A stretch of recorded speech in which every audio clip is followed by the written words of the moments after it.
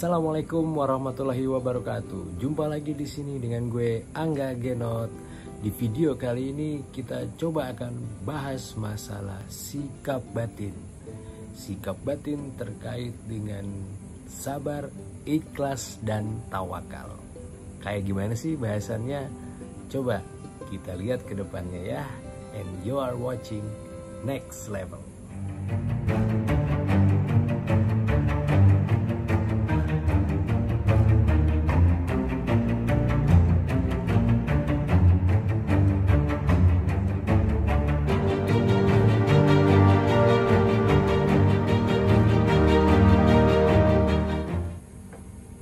Sikap batin. Sikap batin yang kita bahas kali ini adalah apa yang sesuai dengan apa yang gue pahami. Mungkin terminologi teman-teman bisa melihat sebagai sikap mental, sikap hati, atau sikap yang ada di dalam diri tanpa melibatkan panca indera kita. Terserah teman-teman, kalau misalnya lu nyaman dengan istilah sikap mental boleh, atau lo bisa bilang sikap hati boleh. Tapi untuk kali ini gue akan coba konsisten dengan menggunakan istilah atau terminologi sikap batin. Kenapa gue bahas ini? Ini sangat erat kaitannya dengan materi-materi yang akan gue sampaikan nanti, yang berhubungan dengan doa, yang berhubungan dengan keajaiban-keajaiban hidup, yang berhubungan dengan hukum semesta, dan hal-hal yang lu semua pengen ketahui tentang apa yang terjadi dan apa yang seharusnya terjadi di alam semesta ini. Mungkin lu semua penasaran kenapa sikap batin ini kita bahas. Di sini bukan ajaran agama, di sini bukan kajian-kajian agama. Di sini gue bahas terkait dengan hal-hal yang sifatnya umum, sifatnya general. Nanti juga akan kita perdalam dari materi demi materi, bahasan demi bahasan. Coba kita lihat. Kenapa gue bahas sikap batin dan kenapa gue fokus kepada 3 hal dalam sikap batin ini. Sikap batin yang gue bahas kali ini adalah terkait dengan sabar, terkait dengan ikhlas, dan juga tawakal. Mungkin kedengarannya religius banget, mungkin kedengarannya sangat berbau-bau agama. Teman-teman bisa pilih etimologi atau kata-kata lain yang erat kaitannya dengan apa yang teman-teman pahami. Silahkan. Tapi 3 kata, sabar, ikhlas, dan tawakal, ini adalah terminologi yang selama ini gue pahami.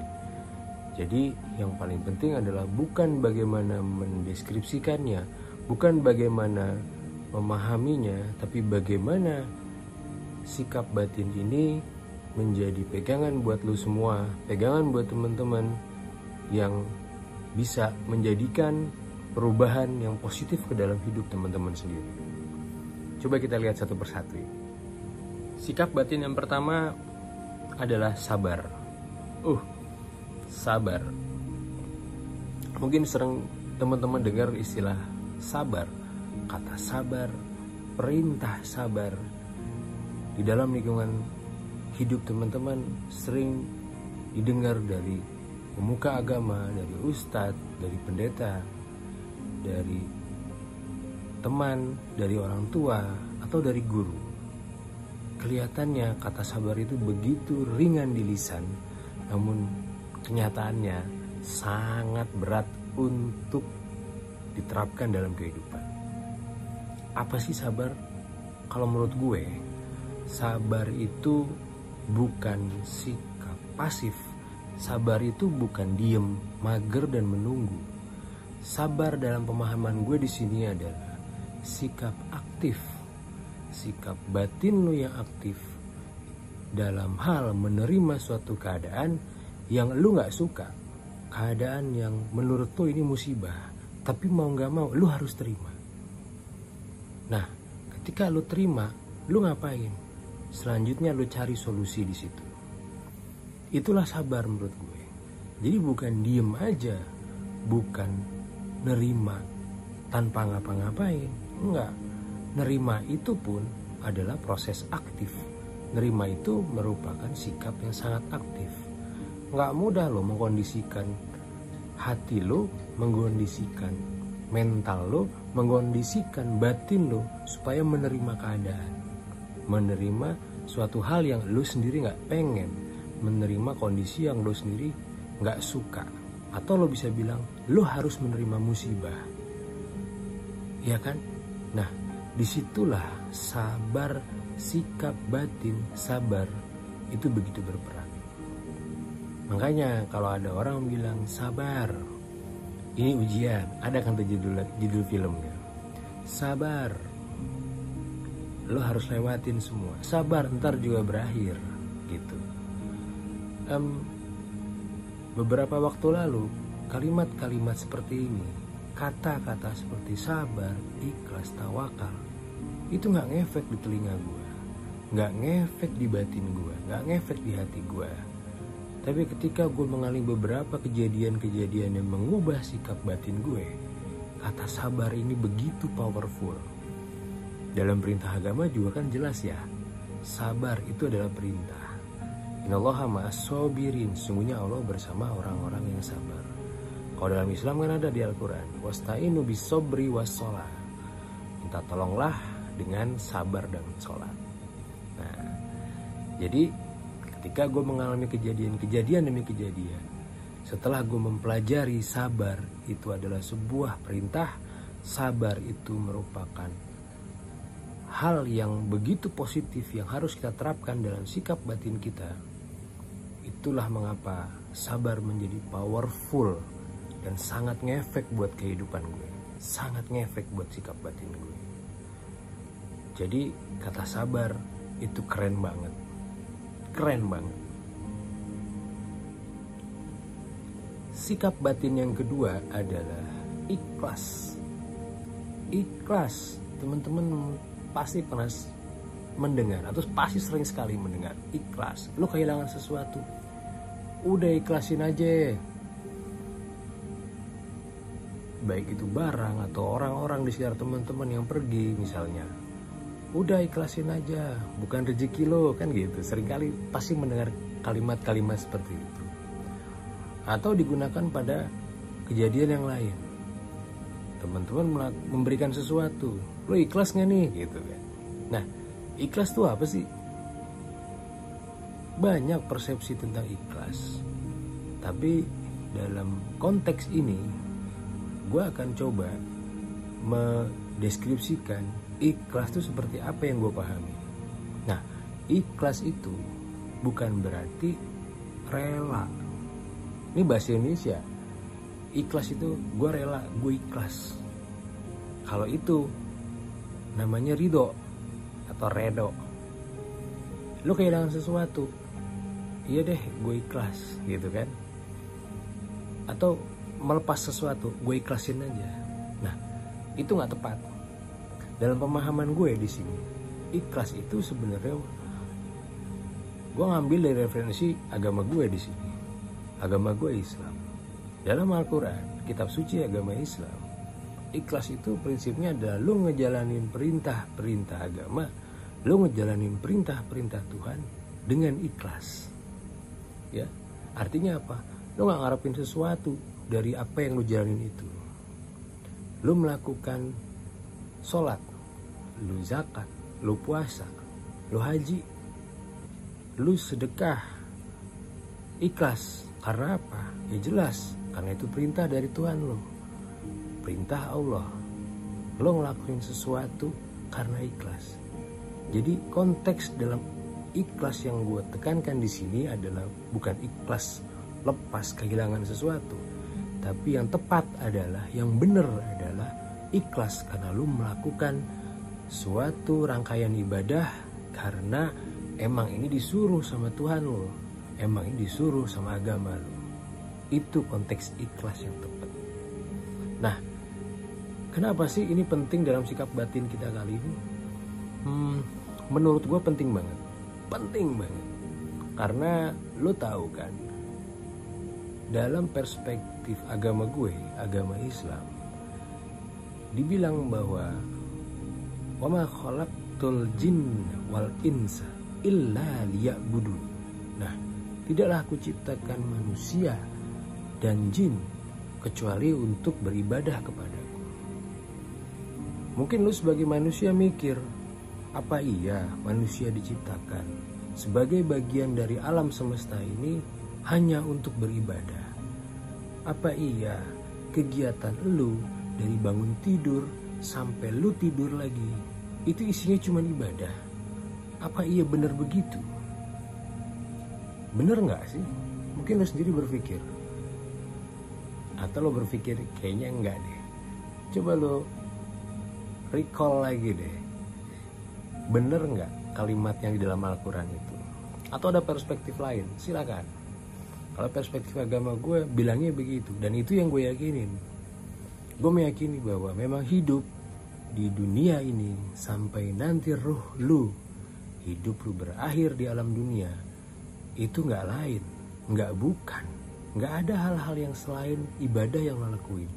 Nah, kalau lo nggak ikhlas, susah hidup lo. Lo nggak ngelakuin ibadah-ibadah, ya lo bakal susah hidup ini. Disitulah gue bilang kenapa ikhlas itu begitu penting. Karena menurut gue, ruhnya dari ibadah, ruhnya dari hidup ini ngejalanin aktivitas yang sifatnya ibadah, sifatnya lo berhubungan sama manusia, dalam konteks lo akan berhubungan langsung dengan Tuhan lo, berhubungan langsung dengan satu-satunya sumber kekuatan yang wajib lo sembah, itu harus ikhlas, ya kan? Oke, sikap batin yang ketiga yang menurut gue juga penting adalah tawakal. Mungkin bagi sebagian orang Islam, bagi sebagian Muslim dan mukmin pasti sudah familiar dengan istilah tawakal. Apa sih tawakal? Tawakal adalah sikap batin elu setelah melakukan suatu usaha atau ikhtiar yang sifatnya keduniawian, yang mana lu menggunakan raga lu, yang mana lu menggunakan fisik lu, ya. Setelah selesai secara maksimal lo lakuin, dan hasilnya lo serahin deh sama Tuhan.